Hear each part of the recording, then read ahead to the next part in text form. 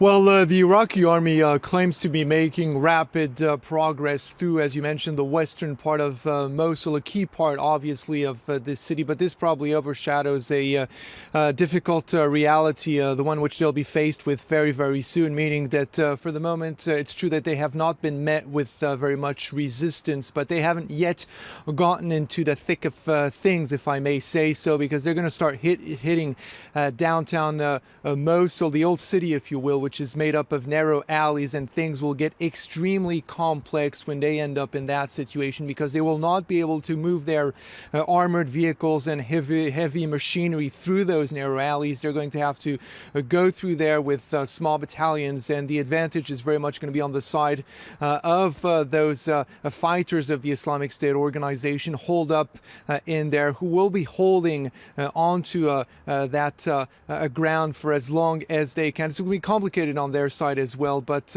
it's going to be an extraordinarily complex operation, a very dangerous one indeed, where those that golden division that we've been hearing so much about will be brought in. At this point, it's more the general troops that are sort of doing the groundwork for the moment, sort of preparing the field for those elite units to go in and try to basically dig out those isolated elements of the Islamic State organization. We heard about snipers there, but there'll be obviously laying booby traps, IEDs in different parts of that city. So again, the toughest part of the battle is yet to come.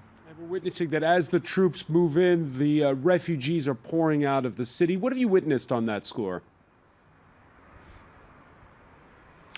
Well, yeah, exactly. Interestingly enough, actually, you're not seeing that many refugees come out of Mosul. Remember that the number being floated around in terms of how many civilians are actually caught up in that city is in the hundreds of thousands. Now, you have to understand that the Iraqi army has been coming in from the moment, mostly from the eastern part of the city. They say they have recaptured it, which is a more or less accurate description of the reality. There's still elements of the Islamic State organization, obviously, in that part, but most of the work is done on the eastern part, and that was relatively simple compared to what they're going to be faced with on the west. Now, the population, the civilians, are caught, if you will, in between that Iraqi army, that progress from the east, and then the western part of the city, which basically opens up towards Raqqa, which is the stronghold of the so-called Islamic State organization. So they're really going to bear the brunt of the intense fighting that is going to come.